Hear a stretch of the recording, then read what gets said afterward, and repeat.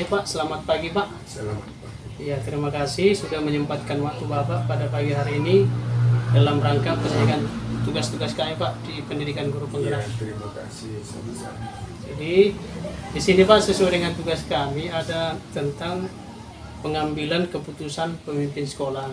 Jadi kami ditugaskan mewawancarai beberapa kepala sekolah Pak. Artinya Iya. kami belajar bagaimana seorang kepala sekolah itu harus memutuskan suatu keputusan di dalam sekolah. Jadi langsung aja Pak ya. Iya. Saya bertanyakan sedikit. Pertanyaan pertama, selama ini Bapak sebagai kepala sekolah, bagaimana Bapak itu dapat mengidentifikasi kasus-kasus yang merupakan dilema etika atau bujukan moral Pak? Begini, sebagai guru penggerak mewawancarai kepala sekolah, terima kasih. Jadi saya mengidentifikasi kasus-kasus yang merupakan dilema etika yang saya lakukan atau yang dilakukan di sekolah adalah melihat sesuai dengan kondisi kasus. Karena kasus ini adalah berbeda-beda, ada yang ringan, Iya, betul. ada kasus berat, ada kasus yang sedang. Iya, Jadi sesuai dengan apa pertanyaannya tadi, kalau kita katakan kasus ringan, ya dapat kita laksanakan dengan hanya menasihati. iya, Ya. Jadi di sini apabila terdapat dua pilihan benar dan benar, iya, jadi saya kira kasus yang seperti ini adalah termasuk kasus ringan. iya, Jadi cara mengatasinya ya diatasi sesuai dengan kondisi kesalahan di tempat itu. Jadi artinya kita laksanakan dengan benar dan ada yang salah. iya, Jadi yang saya kira kasus yang benarnya ya kita perbenar, yang salah ya salah. Jadi untuk itu Bapak sebagai mewawancarai kepala sekolah hanya kira-kira sekian untuk pertanyaan pertama. iya. Terima kasih banyak Pak. Artinya sesuai dengan kasusnya Pak ya. Iya. Iya. Yang kedua Pak ya, selama ini bagaimana Bapak sebagai kepala sekolah menjalankan keputusan pengambilan di sekolah Pak, terutama kasus-kasus di mana ada dua kepentingan yang sama-sama benar dan sama mengandung nilai kebajikan. Artinya bagaimana Bapak menjalankan keputusan kalau ada dua-dua dia benar, kalau dipilih ini benar, dipilih benar. Artinya bagaimana Bapak menjalankan? Sesuai dengan pertanyaannya, ada kasus dua-duanya benar. Iya betul Pak. Jadi yang diminta, yang diwawancarai bahwa kasus itu bagaimana keputusan. Iya, Iya, mengambil keputusan. Sebenarnya kalau dua-dua benar, yaitu sebenarnya hal ini perlu didiskusikan Iya, kepala sekolah dengan guru. iya, Karena sesuai dengan kita ambil pendapat, karena semua keputusannya adalah benar, kasus itu adalah benar kedua-duanya. Bagaimana keputusan rekan guru dengan kepala sekolah, makanya kita buatlah merupakan kebenaran dari kasus tersebut. Saya kira sampai di situ Pak. oke Pak. Terima kasih Pak. Pertanyaan yang ketiga Pak, langkah-langkah atau prosedur seperti apa yang bisa Bapak lakukan selama ini Pak? Langkah-langkah untuk misalkan memilih dilema etika tadi, dua-duanya benar. Langkah-langkah yang kita laksanakan di sekolah adalah kita akan menyusun fakta, melihat fakta dari kasus tersebut. Setelah kita lihat fakta kasus tersebut, tentu sekali kita melihat siapa saja yang terlibat di dalamnya. Iya, siapa saja yang terlibat di dalamnya dan apa saja dampak dari keputusan yang akan diambil. Jadi yang sesuai dengan yang terlibat di dalamnya, otomatis yang terlibat di dalamnya sudah bisa membuat keputusan. Jadi saya kira inilah langkah-langkahnya. Langkah pertama kita cari fakta. Langkah kedua siapa yang terlibat di situ. Langkah ketiga ya baru kita mendapat keputusan yang akan diambil. Iya, Kira-kira begitu. Terima kasih Pak. Yang selanjutnya Pak, hal-hal apa saja yang selama ini Bapak anggap efektif dalam mengambil keputusan pada kasus dilema etika tadi Pak?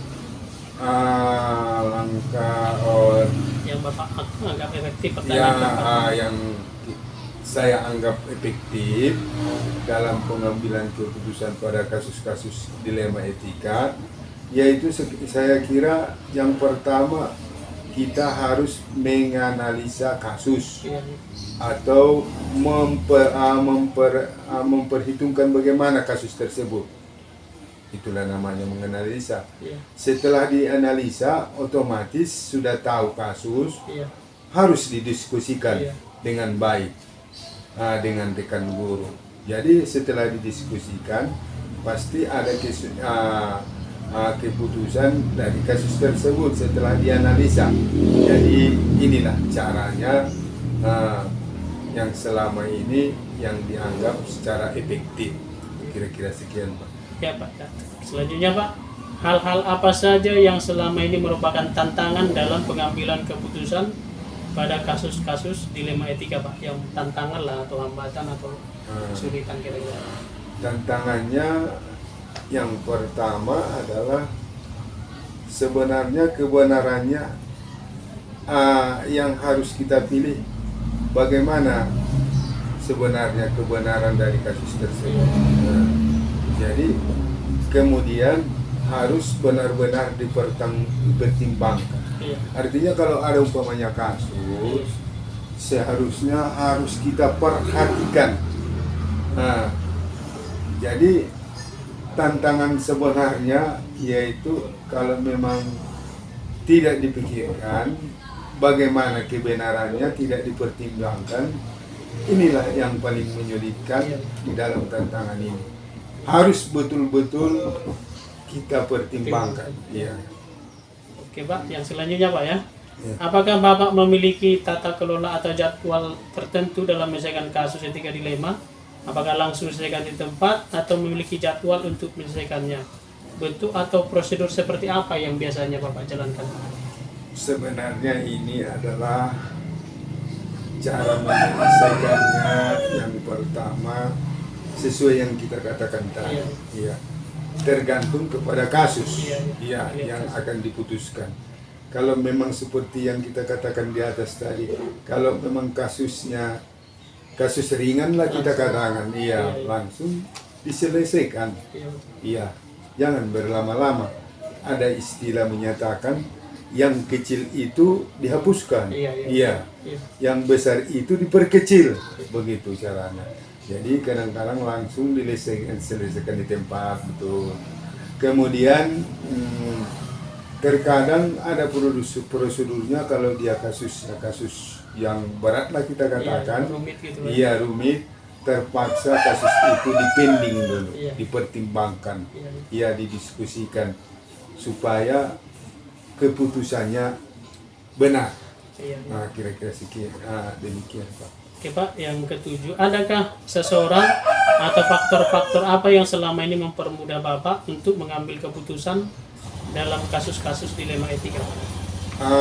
Untuk mempermudah kasus-kasus dilema etika ini sebenarnya adalah kalau dalam lingkungan sekolah, pertama dengan mendiskusikannya, membicarakannya dengan Bapak Ibu guru di sekolah, bagaimana kita ambil pendapat dari guru satu persatu, kemudian baru kita pertimbangkan mana yang paling baik.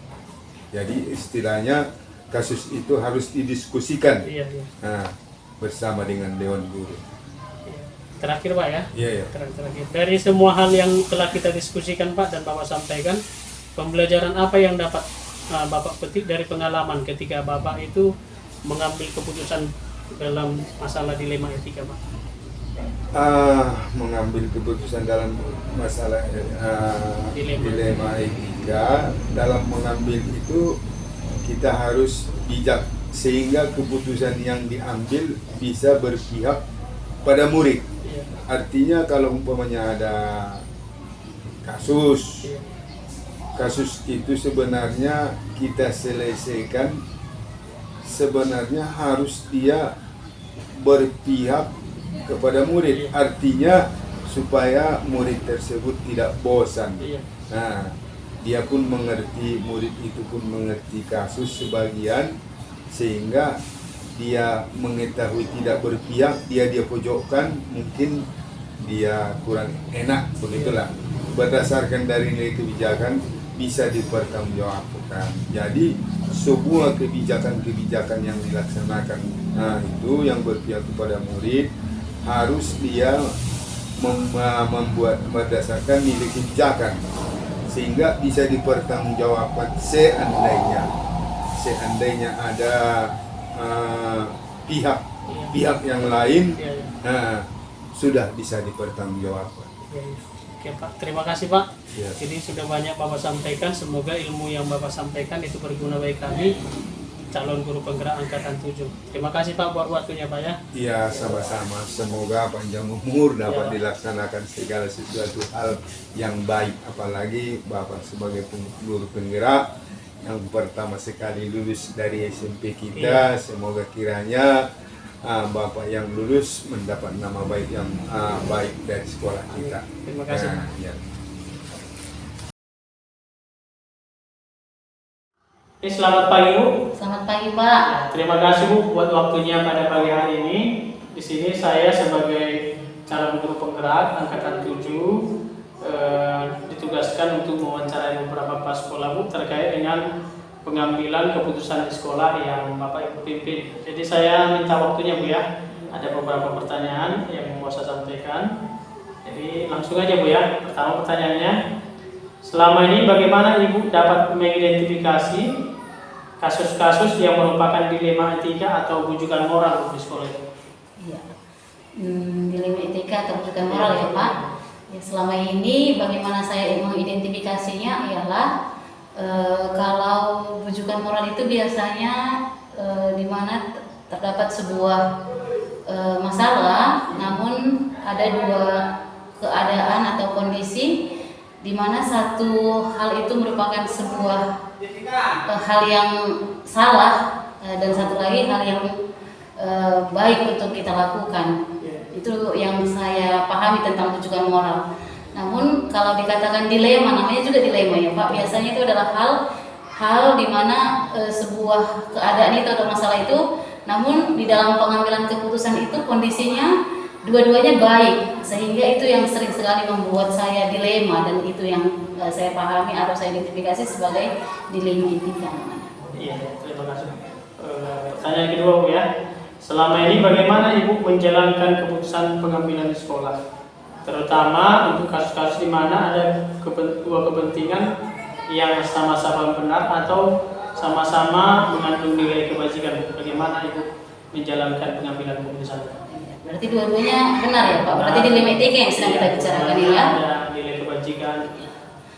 Biasanya di dalam mengambil keputusan itu saya akan mencari tahu dulu Pak, apa ini permasalahannya, apa akar masalahnya gitu. Saya akan mempelajari masalah tersebut, terus di dalam mengambil keputusan saya akan mempertimbangkan banyak hal. Pertimbangan saya itu biasanya adalah untuk murid, apakah selanjutnya apakah keputusan yang akan saya ambil itu memang baik untuk sekolah juga, baik untuk masyarakat, dan tidak melanggar norma-norma atau hukum lah gitu Pak. Terima kasih Bu. Oke, selanjutnya Bu, yang ketiga, langkah-langkah atau prosedur seperti apa yang Ibu biasa lakukan selama ini dalam pengambilan keputusan di sekolah yang dilema terkait dilema etika? Iya, saya lanjutkan ya Pak dari pertanyaan yang dulu tadi. setelah saya melakukan seperti yang saya sampaikan tadi, hal selanjutnya adalah mungkin saya akan mempertimbangkannya juga atau mendiskusikan kepada pihak-pihak yang terkait di dalam pengambilan keputusan saya. Mungkin itu siswanya, gurunya, orang tuanya, atau mungkin juga kepada yayasan. Selanjutnya Bu ya, hal-hal apa saja yang selama ini Ibu anggap efektif dalam pengambilan keputusan pada kasus dilema etika? Hal yang efektif lah dalam memutuskan dilema etika tadi. Hal yang paling efektif itu biasanya adalah berdiskusi ya Pak, berdiskusi kepada siswa, kepada guru, kepada orang tua, atau juga kepada rekan kepala sekolah dari sekolah lainnya gitu. Dan seperti yang saya sudah sampaikan, mungkin juga kalau dalam kasus-kasus tertentu saya mempertimbangkan atau memperbincangkannya juga dengan pihak yayasan. Ya, selanjutnya Bu, kira-kira hal-hal apa saja yang selama ini yang merupakan tantangan bagi Ibu dalam pengambilan keputusan dilema etika? Tantangannya? Tantangan itu biasanya apa ya Pak? Mungkin kekerabatan. Yang saya maksudkan adalah sebagai kepala sekolah, di sekolah saya itu saya yang berusia paling muda gitu. Jadi rekan guru saya itu lebih tua dari saya. Hal itu pun merupakan sebuah tantangan juga bagi saya gitu. Begitu. Ya, berarti yang paling merasa jadi tantangan itu apa ya, usia lah ya? Iya. Senioritas. Oke. Selanjutnya, apakah Ibu memiliki tata kelola atau jadwal tertentu dalam menyelesaikan kasus etika dilema, atau lalu apakah langsung diselesaikan tempat atau memiliki jadwal untuk menyelesaikannya, dan bentuk atau prosedur seperti apa yang biasa dilakukan terkait penyelesaian masalah dilema tadi? Oh iya, kalau dua-duanya bisa saya lakukan ya Pak gitu. Kalau hal itu memungkinkan untuk saya ambil keputusan secara langsung, ya saya akan ambil keputusan langsung gitu. Namun kalau memang hal itu merupakan kasus yang atau dilema yang membutuhkan pertimbangan yang tidak bisa saya ambil pada saat itu juga, ya saya akan seperti tadi berdiskusilah hal yang paling sering saya lakukan gitu. Yang selanjutnya Bu, adakah seseorang atau faktor-faktor yang selama ini mempermudah atau membantu Ibu dalam pengambilan keputusan dalam kasus dilema etika? Oh iya, ada Pak. Ya, Faktor yang menolong saya mengikuti komunitas KKG dan PKG namanya gitu. Jadi di situ, di komunitas kami itu yang kami lakukan pertemuan sekali sebulan itu, kami sering sebagai kepala sekolah sering berbagi dengan kepala sekolah lainnya, dan pengalaman dari teman-teman kepala sekolah itu memperkaya saya juga, menolong saya di dalam mengambil keputusan. Hal itu yang sering terjadi juga Pak. Oke, terima kasih. Yang terakhir ya Bu, ya dari semua perbincangan kita pada pagi hari ini dan yang sudah Ibu sampaikan, pembelajaran apalah yang dapat Ibu petik dari pengalaman Ibu dalam mengambil keputusan dilema etika? Iya, dalam mengambil keputusan itu hal yang paling penting adalah apakah hal itu baik untuk siswa, gitu. Terus yang kedua, apakah hal itu baik untuk sekolah, apakah hal itu baik untuk masyarakat umumnya, gitu. Dan apakah hal itu tidak melanggar norma atau hukum yang berlaku. Menurut saya seperti itu sih Pak, gitu. Ya, cukup jelas ya. Terima kasih ya Bu ya, waktunya buat diskusi dan bincang-bincang kita pada pagi hari ini. Semoga apa yang Ibu sampaikan itu bermanfaat bagi kami secara bergerak saya dalam menerapkannya di sekolah atau di kemudian hari. Terima kasih ya Bu. Terima kasih Pak. Pagi. Selamat pagi Pak.